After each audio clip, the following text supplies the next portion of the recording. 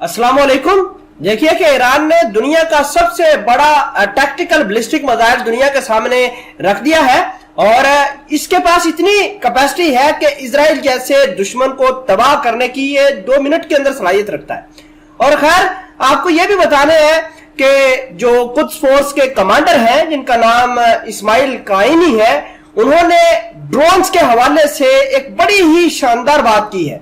साथ आपको यह भी बताना है कि इजराइल पिछले दिनों किस तरह नाकाम हुआ, इनके 41 जहाज 41 फाइटर जेट किस तरह नाकाम हुए। इसके अलावा मैंने आपको यह भी बताना है कि इजराइल किस तरीके से अब तबाह होने वाला है। यह भी इस्माइल काइनी की एक रिपोर्ट है, उस हवाले से डिस्कस करेंगे। और आखिर में हम इजराइल के सिक्योरिटी जो मिनिस्टर है उनकी बात करेंगे। वो ये कह रहे हैं कि इजराइल खुद ब खुद तबाह हो जाएगा।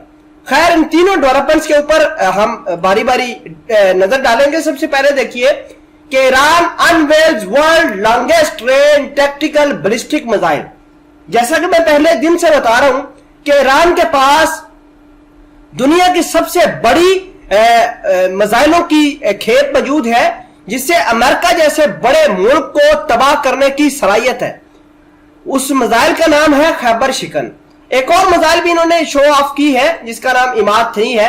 अगर हम बात करें खैबर शिकन मिसाइल की, तो खैबर शिकन is the world longest range tactical ballistic missile with the range of 1450 kilometre. 1450 kilometre की सबसे टैक्टिकल बैलिस्टिक मिसाइल है। और कहा यह जाता है कि दुनिया में कोई भी बैलिस्टिक मिसाइल जो है उसकी जो रेंज है सबसे ज्यादा वो ईरान के पास ही है। और ईरान इसका इस्तेमाल अपने दुश्मन इजराइल के खिलाफ कर सकता है, क्योंकि हमें कुछ फोर्स के कमांडर के कुछ बयानात समझ में आ रहे हैं जिसके अंदर वो कह रहे हैं कि कुछ force chief loud trumpet flight of drones over occupied lands. देखिए कि पिछले दिनों तकरीबन एक हफ्ते की बात है कि इजराइल के अंदर 2 ड्रोन्स चले गए थे। ईरान ने वो ड्रोन्स जो है वो भेजे थे और सीरिया से वो लॉन्च किए गए थे। और इजराइल ने अपने 41 फाइटर जेट लगाए थे उन 2 ड्रोन्स को गिराने में। तो उस हवाले से आज ये बात कर रहे हैं इस्माइल काइनी कि हमारे 2 ड्रोन्स को पकड़ने के लिए इजराइल पूरे तरीके से तबाह हो गया और अपने 41 फाइटर जेट उसने इसके पीछे लगाए, लेकिन फिर भी वो नाकाम रहा। देखिए कि सबसे पहले यूनिस एंटिटी sent 41 fighter jets and reconnaissance aircraft to intercept the two drones but they failed. आप खुद अंदाजा लगाइए कि ये जो बात कर रहे थे कि हमारे ड्रोन्स बड़े ही कामयाब हैं, तो सही बात कर रहे थे। खैर आपको ये भी बता दें कि the drones has put Israel on high alert but the Zionist regime did not disclose the truth what had happened and subsequently lied to its people by claiming to perform surprise drill।